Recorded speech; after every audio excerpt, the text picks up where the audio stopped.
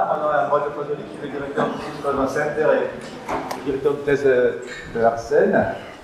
Donc, j'ouvre cette soutenance publique officiellement. Je vous souhaite la bienvenue à tous et toutes. On va faire un peu un mélange de langues. On va parler en français au début. Arsene présentera en anglais. Et après, nous dirons peut-être quelques mots en mélange des deux. Anglais. Je vous rappelle que la thèse a été réalisée dans le cadre de l'école doctorale de physique au sein du Plasma Center. Et avant de lui donner la parole, je vous présente le candidat. Donc, Arsene Tema Biwole, né au Cameroun, à Bafoussam, un certain nombre d'années, on va dire. Après avoir fait ses études primaires et secondaires au Cameroun, Arsene a fait ses études universitaires en Italie, à Turin, à l'école polytechnique de Turin, le bachelor d'abord et le master, avec une thèse de master qui était sur le calcul du courant de Bootstrap à partir d'un réseau neuronal assez complexe. Pendant cette période, il a aussi une période de visite scientifique à General Atomics, à San Diego, travaillé sur le tokamak et 3D là-bas. Et tout le long, il a reçu un certain nombre de distinctions et de prix. On en reparlera peut-être à la fin. J'en cite deux. Il est chevalier de l'ordre du mérite de la République du Cameroun et ambassadeur de l'EPFL pour l'excellence scientifique en Afrique.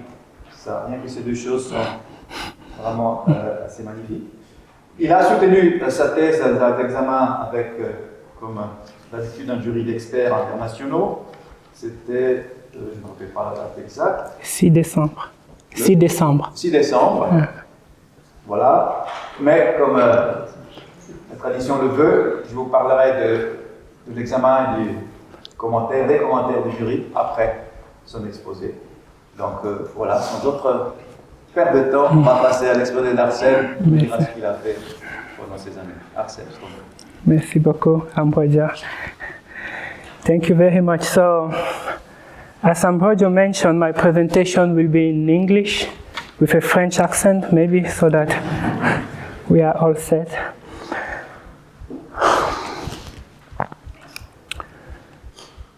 So I will start this presentation by some observations of what happens in the world.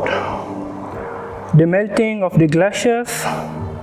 This has happened, by the way, in Switzerland too, not farther than that. We observe too the increased drought, which comes with the scarcity of water in some regions of the world. We observe wildfires, which, for example, were a big thing in France in the last summer. Worst case scenario right now, moving right into millions. We see natural disasters which hit countries in the world. So those observations of what happens in the world can create a sense of responsibility to contribute to preserve our planet. Scientists, to help preserving our planet, work, for example, in providing solutions to reduce greenhouse gases. What is of interest today is the reduction of greenhouse gases in the electricity production. And for that, in general, we can also look at the sun. And it is a good idea. It is an appealing idea. Because the sun, which is at the origin of many of the energy in the earth, has inside the nuclear fusion reactions which are clean and abundant. So the idea is perhaps to try and replicate what happens inside our sun in a device called the tokamak. In that device, as you can see in this video, we can try and replicate those nuclear reactions and try helping the world in this crisis. So the device is called the tokamak, as you can see in this picture. In that tokamak, we try and create those reactions, not exactly the same, which happen inside our sun. We have many teams now around the world who are developing those machines in order to come with a solution for one of the biggest challenges of our century. One is not so far from us, it's called ITER in south of France. The other one, for example, is the ST-80 tokamak at tokamak energy. And another one in the US is the machine called Spark in the Massachusetts, in Devons. So all those machines, to be effective, to produce what we wait for them, need a training ground. Those training grounds are other tokamaks around the world where we can actually be able to try new ideas in order to predict the performance of those other tokamaks that will come. One of those training grounds is TCV, which you cannot see in this picture. but I can show you the inside of TCV, actually, which is a training ground for those other machines. And we have this nice video here of TCV. And as you can see, the bright place in the bottom is where the little star, which we are creating, touches the Earth. In the center, you see nothing because we reach very high temperature, about 10 million, 100 million degrees. This is by far the warmest place in Lausanne. Le Flanc or Ripon cannot compete with those temperatures. So a group of people among the scientists who are looking for a solution against climate change are the diagnosticians who try, for example, in the training ground for the future tokamak, to measure the properties. A good idea to measure the properties is to exploit the large electromagnetic spectrum. So we have had some idea. We have interferometry, where we launch a wave and we measure after the plasma to infer the density. Some people have even had the idea of a polarimetry, where they launch the wave and they check the change in polarization to infer the property of the plasma. We have the reflectometry, where again we launch the wave and we follow the wave when it comes back. All those techniques are active, but we also have the cyclotron radiation, which you can see in the last figure in the bottom here, which is passive. It's passive because the electrons, which are those particles in the plasma, they gyrate around the magnetic field, and they are just happy because they are gyrating. They are happy to emit radiation without any active action on the plasma. So welcome to my PhD thesis presentation. I apologize if I have scared you with my introductory video. We will also have some good news in my presentation today, which will be fine at the end. So we saw already what was the cyclotron radiation. We said the cyclotron radiation is that radiation that the electrons emit naturally, just because they are gyrating around the magnetic field. But we say we want to use that specific radiation to measure the electron energy distribution. I think we need a little bit to comment about measuring the electron energy distribution. So if you allow, we are going to have some experiences to see how we can use the cyclotron radiation to measure the energy distribution. And why do we even need to measure an energy distribution? So I invite you perhaps to have a look on one of the cameras there to look at this experiment. So this is like it's called the Galton board. The Galton board. So this is the Galton board. I hope you can see. Can you see all the beads in my Galton board if you look at the screen, and you have all the pegs which are there. So in a minute, I will allow all those beads to fall, and we'll watch their distribution. And the distribution is a word we can already understand from this little example. So if I open up and I allow all the beads to fall, oh, it's interesting. So this is a shape. So the beads were able to fall in this specific shape. So let's imagine this bead here, his name, I can just call this specific bead. I hope you can see my finger, Giacomo Esposito, let's say.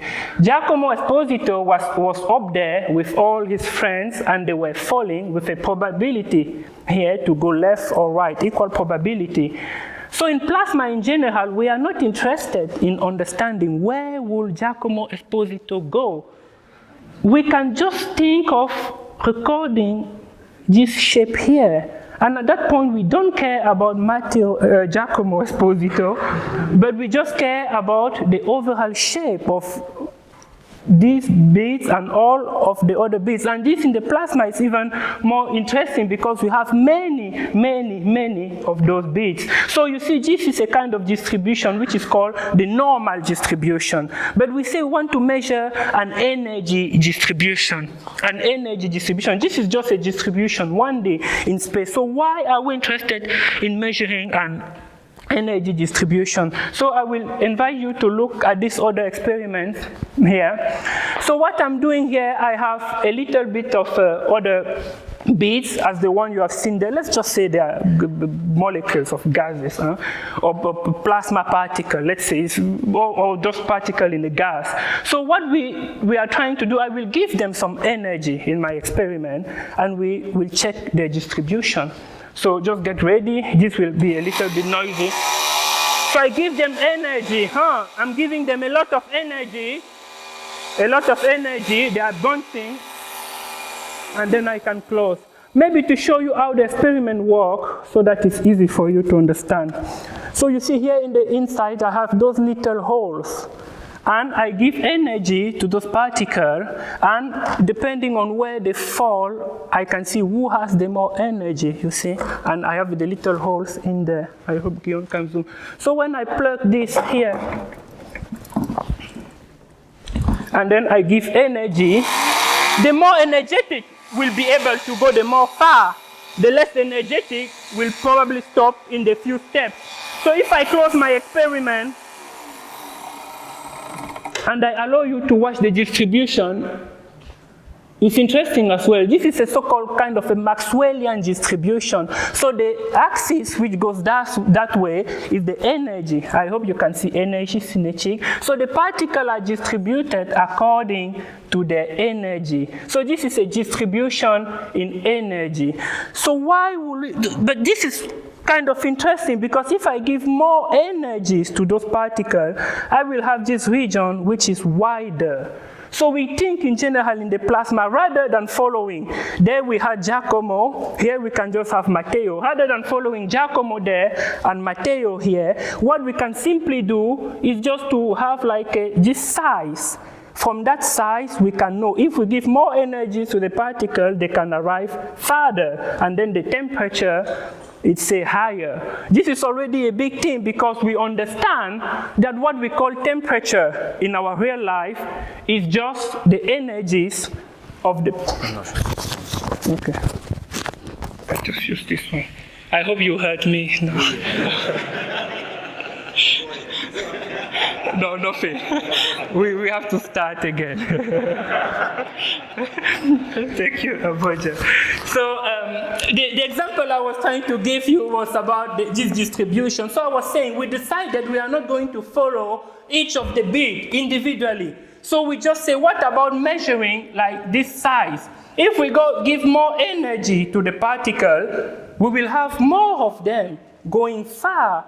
And we will have more particles going far. This distance will represent what we call the temperature. So this is a big thing already. So what we call in our macroscopic world the particle is just how energetic are those, the temperature means how energetic are all those particles. So if I increase, I give more and more energy, I will have a broadening of this distribution. So here I'm giving more and more energy. By the way, I fix the pressure. In general, you would have seen, if I let that for 2 hours, that the distribution will broaden, and then we'll say it's hot. So we say in a summer day that the air is hot is because the particles in the air are just having so much energy, and that distribution is now broadened. So this is a good point. Why do we need to measure a distribution if we can just measure the temperature at any time? It's because of this other example. We go back to our previous example, which is this one here.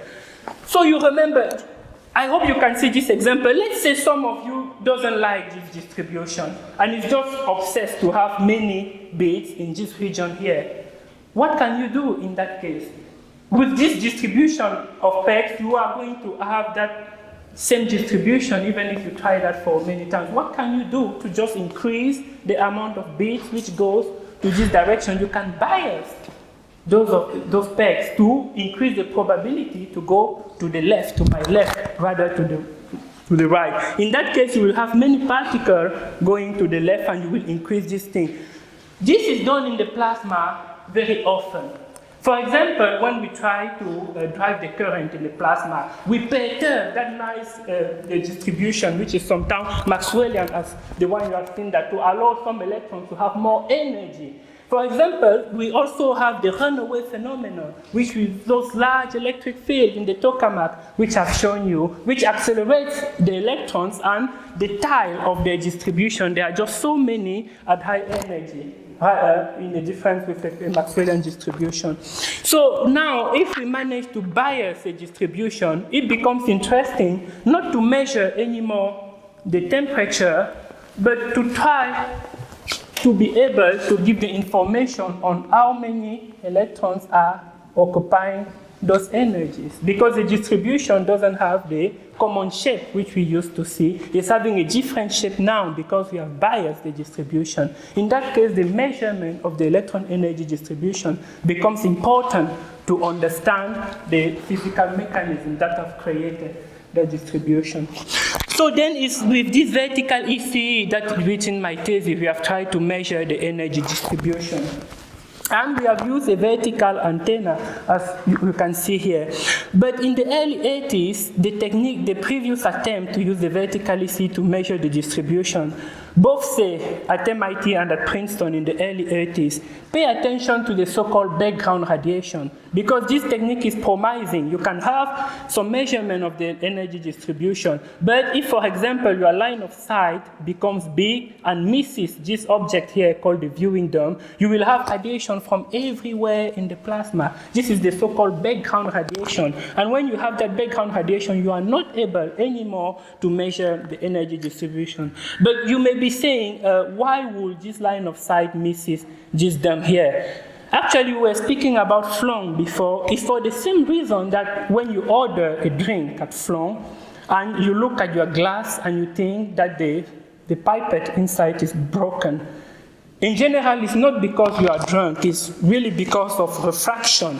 The refraction of the light the refraction can deviate the trajectory of the light. It's the same thing that can happen with this diagnostic here. We can have refraction which deviates this line of sight out of this viewing dome. And when it deviates, all the radiation from the plasma can reach the line of sight, and you cannot have a direct determination of the energy of the electrons. So I can show you directly how the system is. You see that the frequency which you measure is proportional to the energy, which is this little gamma here. And when you manage, I have shown here, to isolate the region, which is R, and what we call the harmonic, in general, all the frequencies which you measure tell you all the energies. If you think again about our example, we had the energies there. So when I measure a frequency, I know which energy I measure. So if I have information inside that energy, I can, in principle, give some numbers on the number of particles, as you have seen there, which sits in a little range around that energy. So that is what the basic idea. So we have built that system on TCV, starting with a high-resolution radiometer, which was set up for some measurement with the magnetic field that were available, and we could say that from the frequency which we measure, in principle, we can go up to 250 kilo-electron volt. This is a huge energy.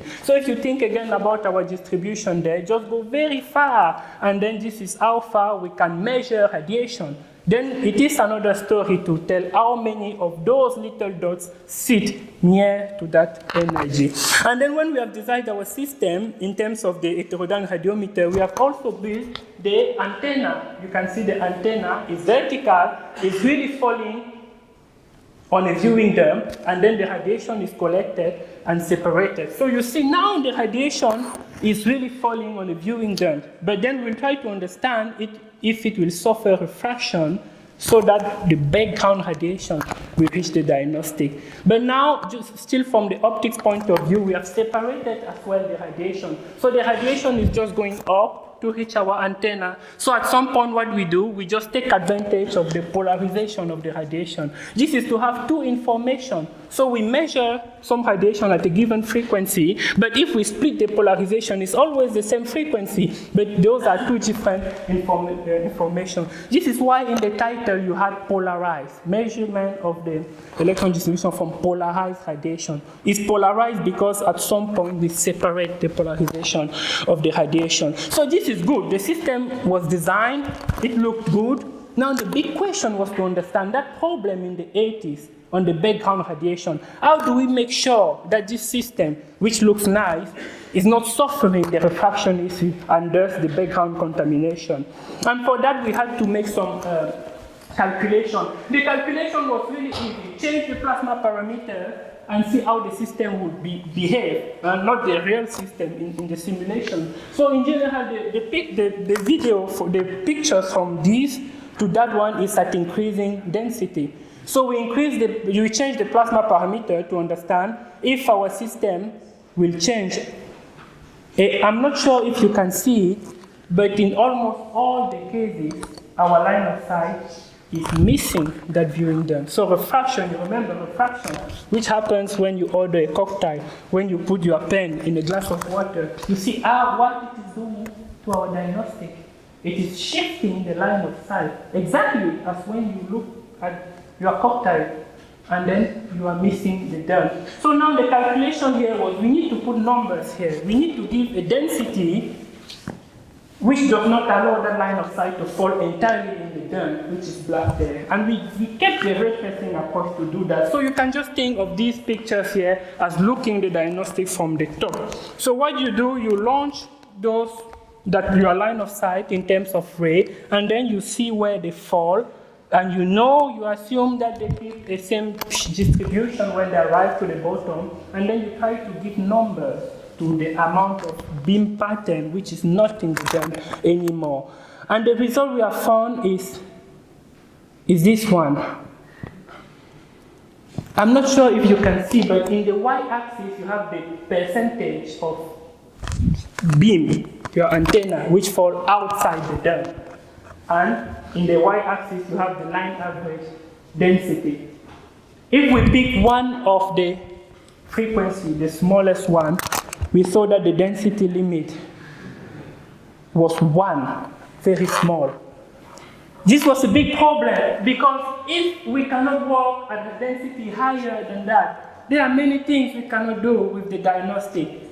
This was, in life there is midlife crisis, existential crisis. This was density crisis for me.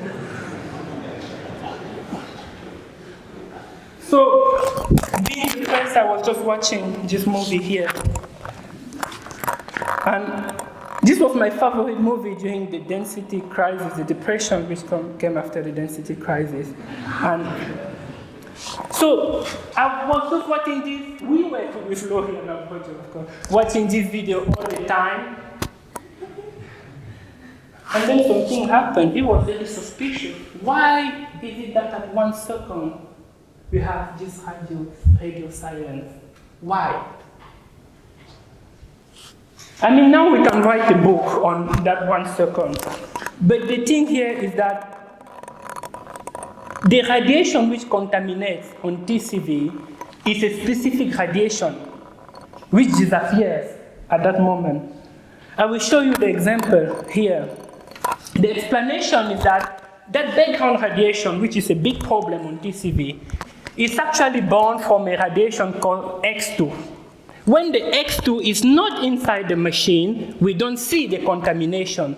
And that was a game changer, because you remember in the 80s, they said, constrain the density, fall in the dome, that's the only way you can use your diagnostic. And now we are seeing that even if we don't constrain the density, at that 1 second, the density was not constrained, and we saw no contamination. It means that the responsible for the contamination is not in the machine. And that changed everything, because we could now relax the density, keeping the contamination out of the tokamak and allow the operation. I will give a little example so that maybe this concept of this observation is clear. So imagine you have a party during COVID, and you are having that party, many people in your home, you are very happy, but then the recommendation from Conseil Fédéral is wear mask, right, to have your party, because some people have COVID in that room. You should wear a face mask. But you are dancing with that face mask, and you are not relaxed, right? You are constrained, you cannot smile. And then, rather than dancing with the face mask and constraining everyone, what we have done here is to find that person who has COVID and kindly ask him to wait outside. That person is the X2 radiation. When it is kept outside, the measurement is clean. And then we can now remove the face mask and all dance, because the responsible for the contamination is not present in the tokamak anymore. It's not present in the room anymore. I want to stress the fact that we didn't write like big theories and we observed that. We observed first and then we explained later. This was observations which was then explained. And in all the the measurement, we were seeing no such a thing like, here is the guy with COVID, X2 reflected radiation. You see, when he's not inside here, you see everywhere you don't see this other person. He doesn't have COVID, if you want. He's always below the noise level. And every time you see that noise, it's always this X2 here, if it's not the single pass. So I will give you, so I've motivated this PhD thesis. I've told you a little bit the story behind the verticality of TCV. And now I'm just going to give you some highlights from the physics result which we have obtained. So one of the highlights regards the calibration. Because we were able to identify all the features of our radiation, it was actually easy to calculate that radiation. And when we calculate that radiation, we can use it for calibration. So we measure a voltage with our system, and in this figure you see that the red are the calculations and the blue are the measurements. Since we know that the contamination, we know exactly when it arrives and when it goes, we can just calculate the radiation which we expect. And you can see in this first example how we were even able to capture the difference in height, which is an effect of the temperature. All that we don't capture is the contamination. But for the calibration, we don't care, right? Because if we are able to calculate just a point here, we have calibrated the full discharge. And now we have also been able to validate that calibration by having the plasma going through a optical thin region and an optically thick region. Okay, this looks complicated. So what we have done, imagine you have built an instrument, and then you have your instrument in the universe somewhere in the sky, and you want to calibrate that instrument, and you know that in the sky you have a star, which you know very well that star. You know how it emits, the luminosity, as they call in astrophysics. So you know very well how to calculate the luminosity of that star. So you have your diagnostic, you gyrate your diagnostic towards that star, and then you have a calibration, because you know how much luminosity has that particular star, and then you know the voltage which you have measured, and then you have a calibration factor. Now you say, how do I make sure that my calibration is valid? What you do, you gyrate your instrument towards the sun. But you know that the sun is a black body radiator, so the sun should emit with its own temperature. So when you measure a voltage on your instrument from the sun, you can know what is the luminosity of the sun because of the calibration. And now you ask some other person who knows well the temperature of the sun, does this temperature which I've got, knowing the luminosity of the sun, match the other temperature of the sun which you know? And when he says yes, it means your calibration was valid. This is what we have done here. In this region here, we had that other star, which is optically thin, and then by increasing that magnetic field, we were gyrating our instrument towards the sun, which emits as the black body. His photosphere is emitting at the temperature of his photosphere, and from the luminosity, we can get the temperature of the sun. We have even benchmarked that calibration against other techniques, and it behaves pretty well. So a summary of the experimental results which we were able to have were those three scenarios, just a highlight of those our three scenarios, which we like very much. One has a combination of a region where we have calibration a little bit after, and the current drive phase, which is the phase where we bias the distribution, as we say, to drive any current. We also had those other nice ECCD experiments. What was interesting for all of us here, I hope I can show you, was just this energy here, which we are trying to excite those energy exactly as in that picture. Imagine what we are doing here. You go in that experiment which we have done, you just like some of the energy cells there so much, you try to excite them more from the experiment so that they are more particles of that energy to drive the current in the tokamak. And you see that those some energies have just decided to wait until they get excited. And this is something we are studying because it can be helpful for the current drive in tokamaks. And I'm also grateful to the runaway people at SPC who have developed this other scenario of the runaway. You remember those electrons that are accelerated along the magnetic field very fast. And with this diagnosis, we're able to see this region here. Thank you very much to the runaway people. This was a big thing for EC actually, because as you can see, the temperature, you remember the temperature, which we explained a little bit, was going up when the diagnostic was having a signal going down. The meaning of that was simply that the diagnostic is not looking at the bulk, it's truly looking far at the high energy. Again, you can see from this experiment, the meaning of the third scenario is that the diagnostic is just looking here, this region here, a little far, and it doesn't look at the bulk. You see the bulk temperature increase there in red in the first region, and then the diagnostic goes down. It means something is probably happening to the particles staying far from the bulk.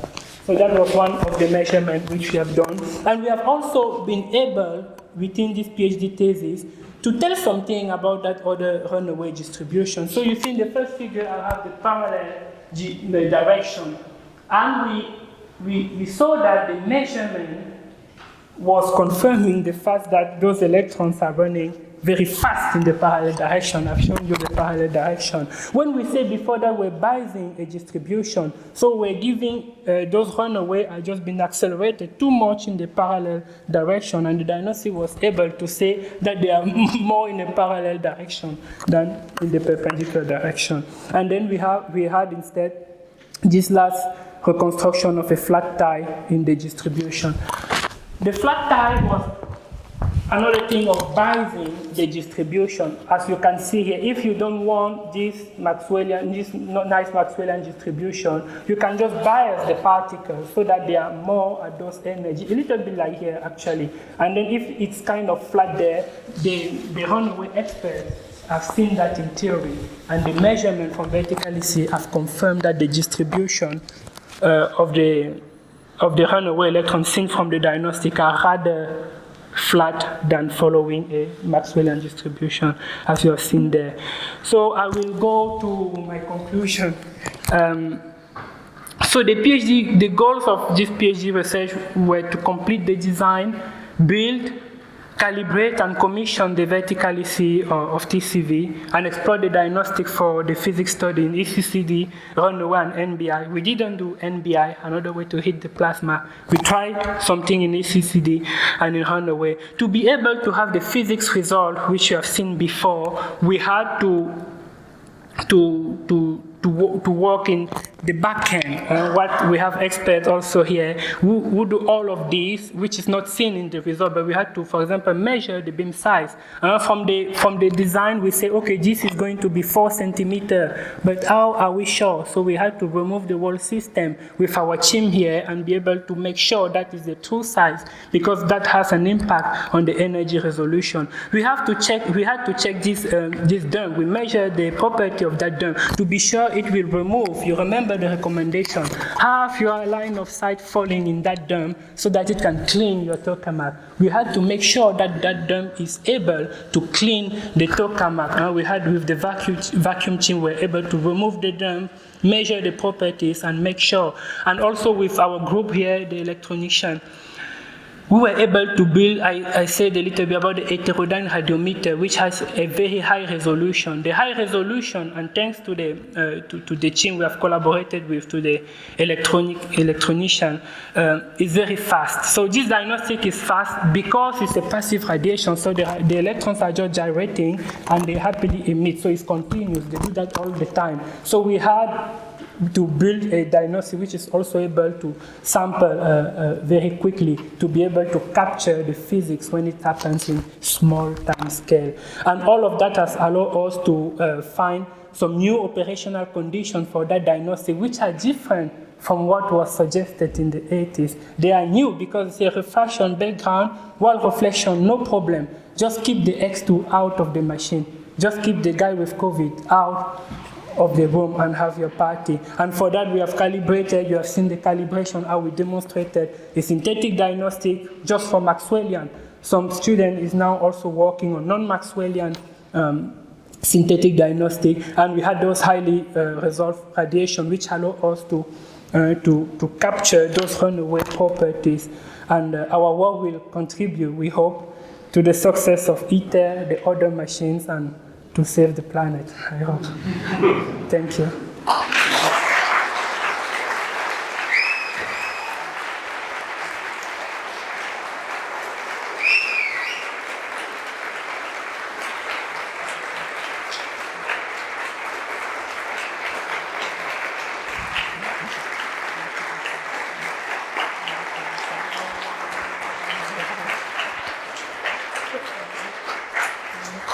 There will be other occasions to applaud that. It's not over yet. Questions?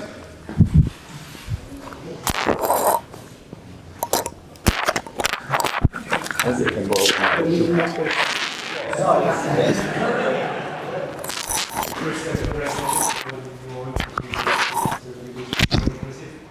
give us a very good summary about your experimental work and we appreciate it. Thank you. Thank you, Baptiste. You mentioned in your last part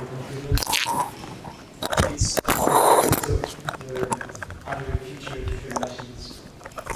Can you give us a bit about how this method can be applied to interpreter or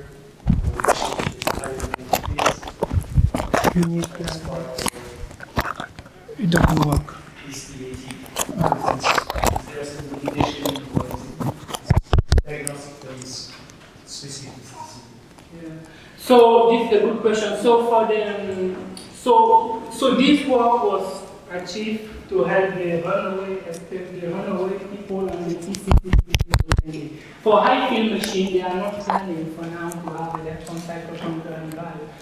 Because when we go to the high field, then it's a technological constraint. You still need this for the camera. I need everything. Okay. The other is for the audience. Those are too many microphones. Sorry. Yeah, I was saying we have a technological constraint to have ECCD high field machine because when you increase the field, you increase the cyclotron frequency, and it's really. We have experts here. I guess they can. I think it's like 170, 200 gigahertz now that we can reach. For the gyrotrons? Yeah, technology for about this. Yeah. Yeah, so for ITER for sure, because we are planning to have ECCD in low future field machines. So ITER certainly, and then the understanding of the current drive, which is a great component for ITER. This diagnostic, I'm not sure they will be able to install the diagnostic on ITER. For the runaway, I hope all the machines, regardless of the magnetic field, will have runaway. Oh no, we don't want the machines to have the runaways. But yes, the idea is that this diagnostic provides help the whole diagnostic set to understand better the runaway dynamics. Thank you. Congratulations, Arsene. That was a great talk. I'm just wondering, how long did the density crisis last? More than one. So the first year we designed the system and everything. The second year we did the simulation, which you have seen, and it was more or less at the end of the second year, when we understood that we will have a big problem with density, and eventually we solved a year later. So So, But in the meantime, we're having those field ramps all the time to create the movies to watch. And then the solution came from the field ramps. Yes, Ambrogio gives there. So thanks for the amazing presentation. I have to admit that it's not easy, even for a physicist, to enroll all the content of your work in an hour. So I would like to know if these results obtained for the case of the TCV as well work for bigger tokamak such as the ITER that is currently in construction, whether it will work as well perfectly. Yes, so not all of them. So the diagnostic can be useful for ITER, but it's true that some of the discoveries are specific for TCV. For example, the fact that in the background radiation we don't have the third harmonic, which is the component of the background radiation. We didn't have that on TCV because of the low temperature. We have shown with Lori and Ambrogio that if the temperature increases, unfortunately, you will also have the pollution from what we call the X-ray. And in that case, you cannot, in a straightforward way, keep an harmonic out because all of them will be polluting. And you will rely more, in that case, in modeling to be able to separate the contamination from the actual emission. But the diagnostic can definitely be also useful for ITER if we have a big dump and we are able to have all the antenna falling in the dump. Yes, it will be useful. Ivo.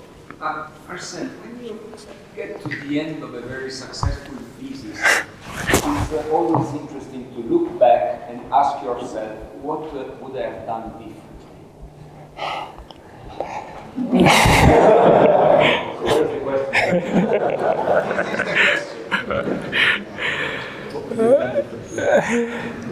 So,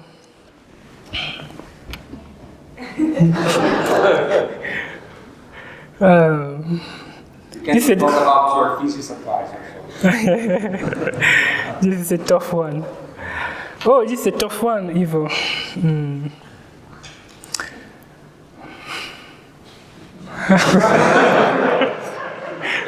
Technically, it was not a question. It was a comment of what you do at the end of the day. But what I can say is that later I will tell a little more about that. In few minutes. I really look forward to that. Jean. Well, I had a question. Okay? So, after solving the crisis, you only had immense success with the diagnostic. Is there a way it can still be improved that if we forced you to work on it for 2 more years before giving you a thesis, what would you do? Yeah. So I think what we didn't do, so from the experimental point of view, I regret a little bit that the so-called startup runaway, in which we are sure that so we don't have refraction, we are sure that the line of sight falls within the dump, and we have low energy runaway. I regret a little bit that I have not taken many measurements from those electrons. I'm not sure if you have seen here, but to be able to capture this feature here, I had even to account for the harmonic overlap. You probably remember that. That is because I was lucky that the tail was flat, but in general, I would suggest using the diagnostic for low energy runaway. So I regret that I was not able in the experimental side to do that. Then in the diagnostic design, perhaps trying to understand how to optimize the beam in the plasma, maybe narrower, if we can play with the mirror a little bit, these kind of things. Yeah. Or maybe just have a bigger dump if Stefano allows in the tokamak. Yeah, those were some of the things I could have done. Okay, thank you, Arsene, for your presentation. So now I wanted to know more about your optimism about fusion development and are you optimistic first? And second, do you think that ITER will be finished before the Lausanne Treaty? I cannot say that I'm not right. It's not allowed to say that. I am optimistic about fusion. So I've shown at the beginning here, some of the current machine. Allow me just to share again a little. So I've shown this ITER, I've shown the ST80 at tokamak energy, and also, so those were just examples. They are all tokamak and this park here. So I think it's really great that now we have enthusiasm about fuel. I think 5 years or 10 years ago, it was not the same story. Now we have private money. We have people like here at this very spark who are pushing a lot to have a break even, I think like in 2-3 years. So I think the fact that, okay, also due to, I've shared with you the videos at the beginning, the fact that we have I would say, bigger awareness of the climate issues are also putting the private money in. And I'm really believing that one of those machines will succeed and pave the way to the fusion electricity. Now, which one? I hope all of them succeed. Yeah. Okay. More question? No?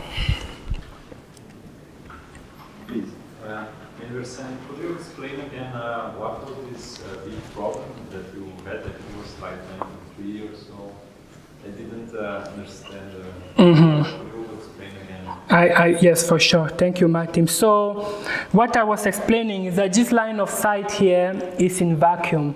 This is calculation that is made in vacuum. So when you have a plasma there, they disturb the line of sight by refraction. So I took that example with the glass. It is really that refraction of the light which you see in your glass, which can shift this line of sight. And when the line of sight is shifted, if you can pick up radiation from the wall tokamak, and now you don't know what you are measuring. So, but that is due to refraction, and we have seen that the strong parameter in refraction is the density. And I say density crisis because at the low density, this is the line average density in the first thing. At very low density, we were already missing the dome. We were picking up radiation all the time. And then the discovery or the observation was that even if we miss that viewing dome, we will not pick up the background radiation because the person at the origin of the background radiation can be out of the machine and the machine will still be clean. So we said instead of constraining the density, we just kept the person who contaminates the origin of the background out of the machine. And we do that by a suitable combination of magnetic field and measured frequency. I'm not sure if I...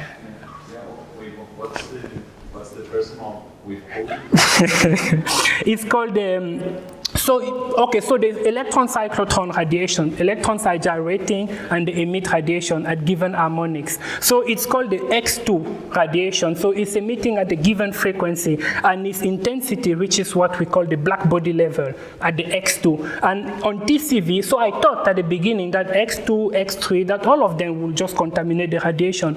But somehow it is just the second harmonic which has a contamination which can complicate your measurement. So when it is out, the X3 is just inoffensive. It doesn't have COVID, as in the example which I took before. So it is the X2 radiation, the radiation at the second harmonic of the X polarization, which reaches the black body level, which is responsible for the contamination on TCV. And how do you avoid the X2 radiation? You just keep it outside. So because the position where he's born depends on the magnetic field. So his frequency. So you can play with magnetic field and measure frequency so that we call cold resonance location. It's just a big word to say where the X2 actually originates. With frequency, you can shift it. I have an image. Just quickly, an image.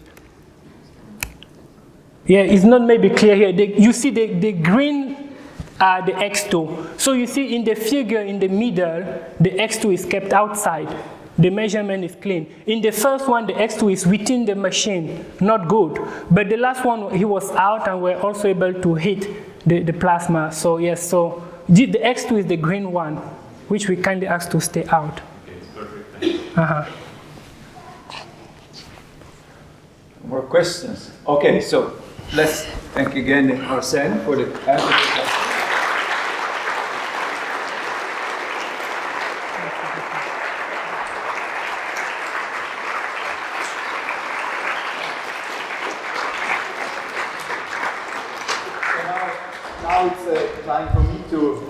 read the outcome of the oral exam, which, as we said before, was held on December 6, 2022, in front of a jury that included Professor Courbin of astrophysics of the Institute of Physics of EPFL, myself and Laurie, supervisors, and Dr. Daniela Farina from Milan, and Professor Radivan from York University of the UK. So this is the outcome of the assessment of the work based on the reading of the thesis. It goes as follows. This PhD thesis aims at the reconstruction of the electron energy distribution in magnetically confined plasmas and tokamaks. The work was conducted using the tokamak configuration variable, TCV. This required the candidate to design and construct electrocyclotron emission diagnostic, as well as a novel calibration in the presence of background radiation. This work overcomes the known issues of the vertical ECE by upgrading the design of the diagnostic.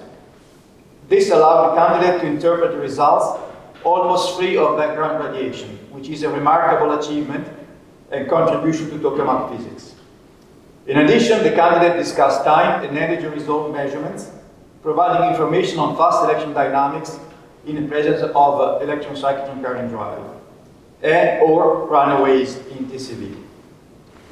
The results of the difficult task of reconstructing the electron energy distribution paved the way to more quantitative studies of fast electron physics.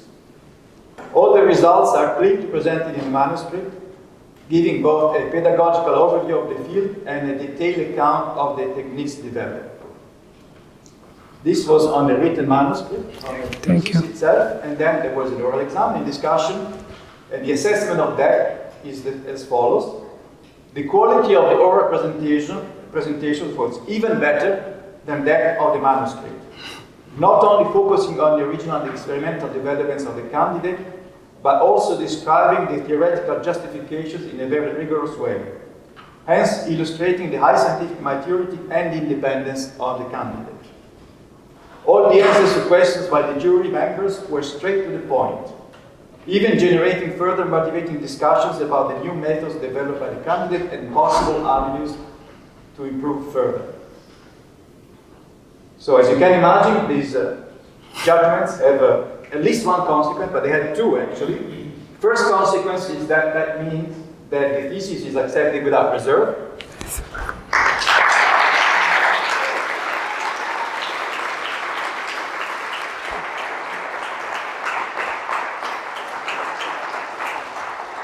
And the second consequence is even better, and that is the thesis is proposed for the doctoral program thesis distinction.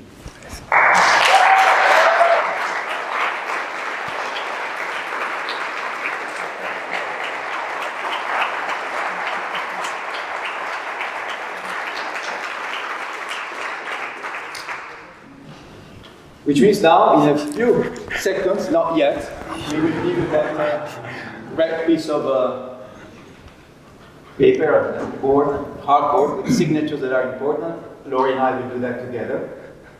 Before that, we will say a few words. So let me start, and then I give the floor to Laurie. So I just want to say a few words, really from my heart. So we all think we are all special. We think also that all of you, and this is absolutely true, are special. All the PhD students are special to us. All the postdocs are special to us. All the colleagues are special to us. But I think you can agree that Arsene is even a little bit more special.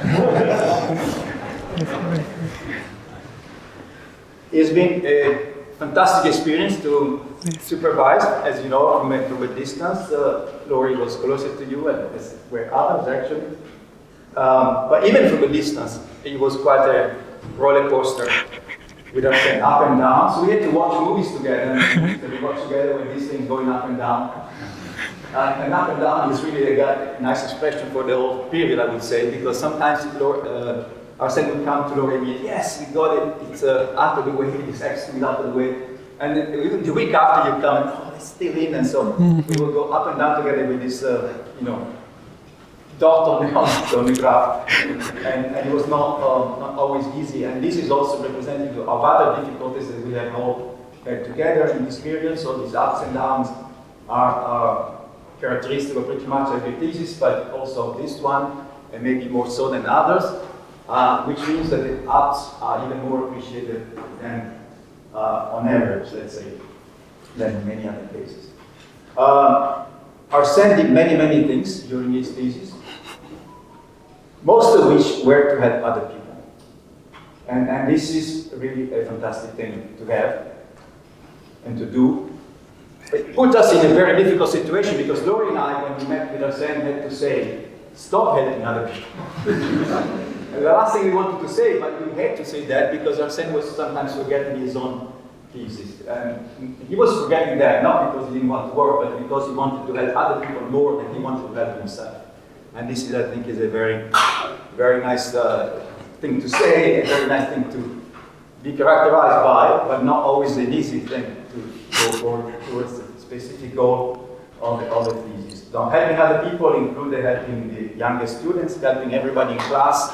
There was no single situation in which we were asking for a guide or for help with assistantship or helping with coaching or whatever, in which Arsene was not the first one to come and say, I can do it, I want to do it.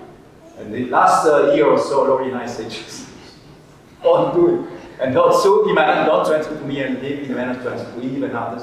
He bypassed that. So he can helping other people. And I know, I probably will discuss this more in the private and say party side of things. He also had other ways of helping people, even in the more important, should I say, things in the world than plasma physics, with his foundation and so on, that I'm sure we'll discuss later on. He had honors and all other things also during the thesis, which is not very common. As I said at the beginning, he became a knight of the Republic of Cameroon, and if I understand, this is on top or in parallel with being the one ambassador of youth for Cameroon. And you know whom he succeeded to? I'm looking at some of the friends here who are football fans, like I am, Olivier knows. Samuel Eto'o. You know Samuel Eto'o, he was maybe the best African player ever. He was playing in Milan,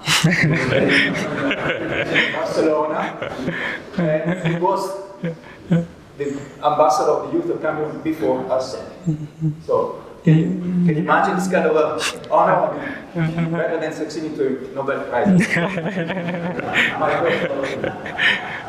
So he went around, I don't know how many times he went back and forth to Cameroon, and sometimes he said, well, Arsene, where is he?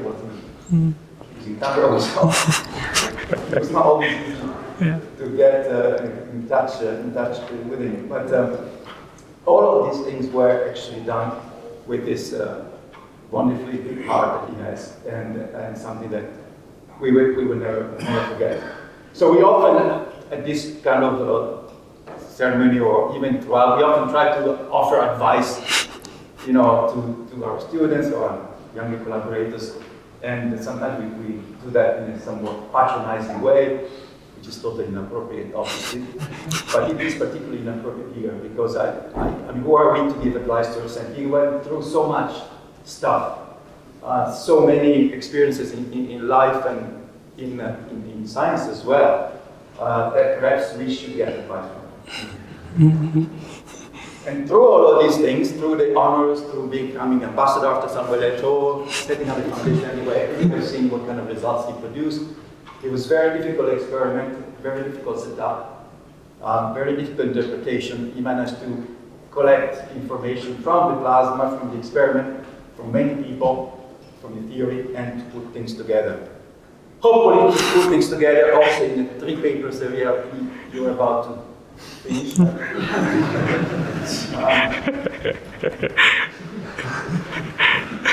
He's really nervous. just had 1 week. But, and before leaving the floor to Laurie, I just want to say not only that I like to thank Arsene, but I say this very often. The supervision of thesis here in our center is a collective effort, and this is something we have to be really proud of, and it's also something that I think is very unique. So it's not the supervisors, especially not in my case, but I think it's true for others as well. It's not only the supervisors, official supervisors, that really help the student. It's really the whole group, from all the kind of community, all the competence of all the centers that are actually available for the students to learn and take advantage of the atmosphere. So let me thank all of you who have contributed to his thesis at all levels. Of course, the ones that helping with physics, in addition to us, much more than us, perhaps, but also the ones that help him send with equipment, with organization, with running experiments, etc. And last but not least, the real supervisor.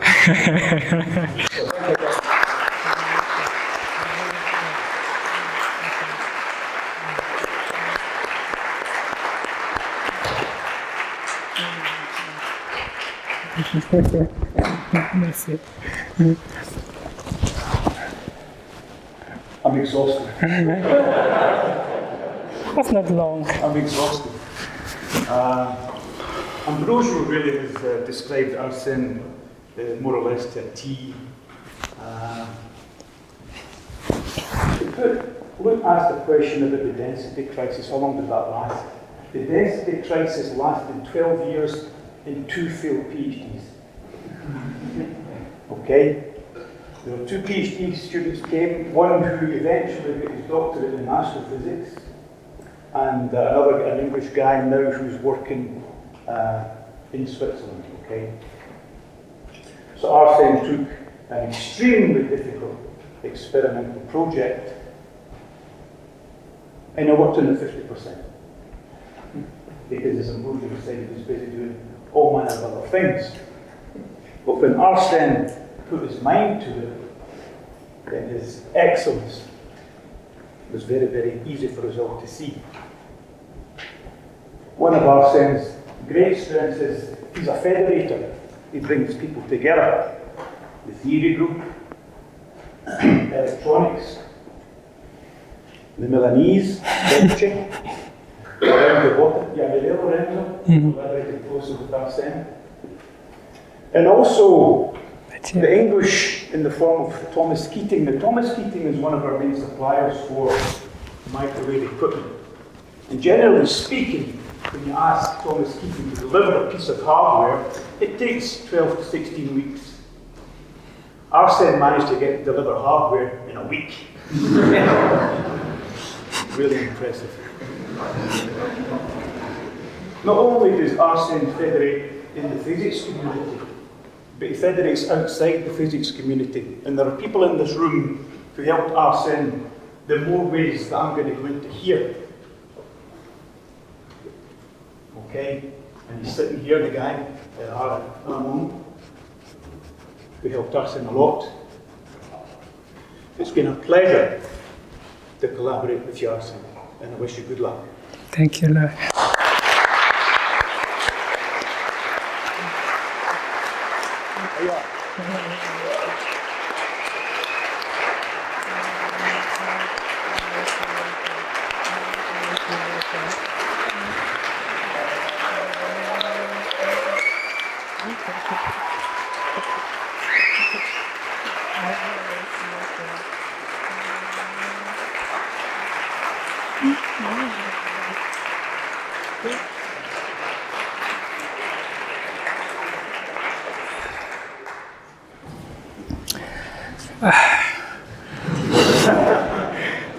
It's going to be difficult after receiving those really nice words from you, Lori, Ambrogio, but I will try. I'm really honored and happy today. I dreamt of being doctor of EPFL. I dreamt to work for a human endeavor which can help mankind. I'm honored. This is a big day in my life. I really hope you can understand me. So I really dreamt to be able to participate in something which can help the world. And for that, the first person that I want to thank is my mother. So I say merci, maman. She's not here today, but she allowed me to follow my dreams. And for that, I'm extremely grateful to my mother. I would like to thank Italy for, for allowing me to study in Italy, as Ambrogio mentioned at the beginning. That was a big move for me and a big thing to be able to learn from the Politecnico in Torino. So I hope my Italian friends will convey my thankfulness to the government. In the same way, I would like to thank the USA, okay. So after the period in Italy, I went there, and it is at that moment that I embarked into the fusion effort. And it was really an important step for me because I was passionate. I saw that things were working, and I wanted to contribute to our field. I really wanted to contribute to our field. After that experience, I tried to come to SPC with all my heart. I remember I was coming before the appointment to see what was the work atmosphere at SPC. I was really excited to join you and to work here with all of you. And I'm not sure, do you want to see perhaps a work atmosphere at SPC? It's a typical work atmosphere at SPC, so I mean, I even have more, right? So let's see. Yeah, so work atmosphere at SPC. Yeah, that's Pedro, Kevin, of course, yeah, Hugo. So, I mean, I really wanted to work here. And yes, of course, during my PhD, Ambrogio and Laurie said it very well. I was also doing other things. And yes, I was doing this kind of things as well during my thesis. And going back, you saw that first picture. And my idea here was to back there and say, we can do science. We can work in this kind of projects and help solving those big issues, which you have seen at the beginning.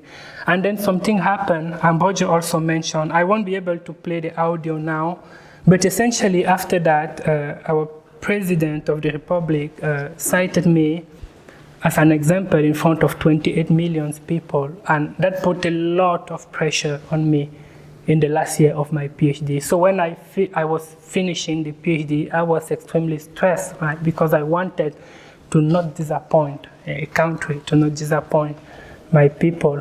And then Alicia also came, and I was stressed, but that was none of her problem, of course, and I could draw strength from Alicia in that very difficult period to be able to finish this PhD thesis. And without the help of Alicia and the Swiss Plasma Center, I would not have been able to write this PhD thesis.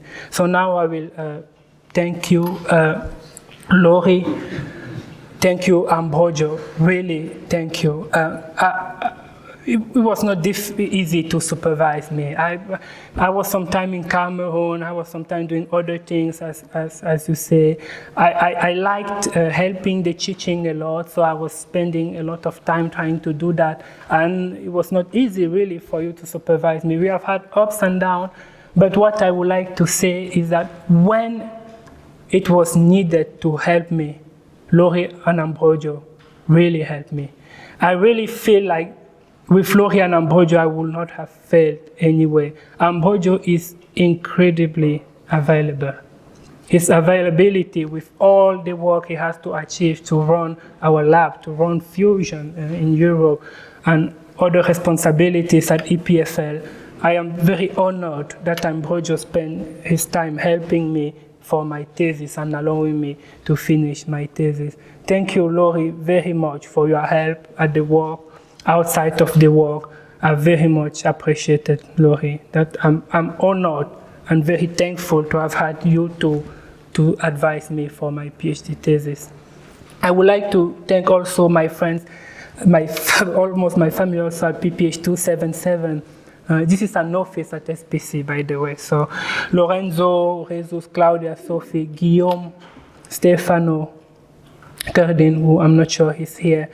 So one thing they did, if you want a little story, so when I was stressed, you remember about, I wanted to write my thesis so that I don't disappoint the president. So the people in my office, so they were saying, I said, it's okay. And then I went home and I asked myself, will the president be really disappointed that I have used a ray tracing approach rather than a full wave calculation to infer the amount of beam which misses the viewing, the highly absorbing viewing them in a plasma? No. I mean, if I'm not sure that he will be disappointed, I should maybe calm down and relax a little bit. And for that, you have helped me a lot calming down PPA 277. Thank you very much. Thank you to my friends in the postdocs, I mean, this group at SPC is just amazing. Matthias, who is now also leaving, Alvin, Baptiste. I mean, all your names are, if you don't see your names, just look again. They should all be there. You helped me so much. Thank you very much. And then the staff, it was great how we could just knock any door. Ambo just said that very well. There was not such a concept like my student. You don't speak to my student. I was just knocking all the doors and asking for advice. Thank you very much. You have helped me so much. Olivier was smiling there. Both Olivier, actually. Thank you. And yes, now I switch to le service. Donc je fais le service et je commence par Omar parce que là on est sûr que la fête va bien se passer. On ne sait jamais. Merci beaucoup Carissimo Amico pour toute l'aide que tu m'as apportée. C'était magnifique. Merci les gars, vous êtes venus à ma défense, tous les amis des services. On vous appelle les services, mais vous contribuez à nos thèses, ce que vous faites en électronique, au labo mécanique, c'était magnifique. Je ne parle pas des bières qu'on a eues à SAT, je parle vraiment du travail qu'on a effectué ensemble. Tous les services, Severino, merci d'être là. C'était vraiment magnifique. And then the SPC administration, Tina, tu nous aides tellement qu'on a l'impression que tu es là depuis toujours. Edith, je crois qu'Edith, elle n'est pas là. Mais vous savez, dans nos thèses de doctorat, il y a souvent la constante de Planck, constante gravitationnelle, et il y a Edith qui est une constante dans nos thèses. Merci Christian Schlatter, Yves, vous êtes le top du top. Touchi, Roxane, merci Touchi, Roxane, de vous être arrêté pour ma soutenance et j'étais très honoré d'être parmi vous au Swiss Plasma Center. Et finalement, what I would like to say is towards my family, right? My last word. So I've been talking about the sun, the billions of people who we are trying to help. Maybe my family has felt sometimes left out or that they were not too much significant for me. I want to dedicate them this PhD thesis to my wife, to my little one, and to my family. I'm just hoping that I've made you proud. Merci beaucoup.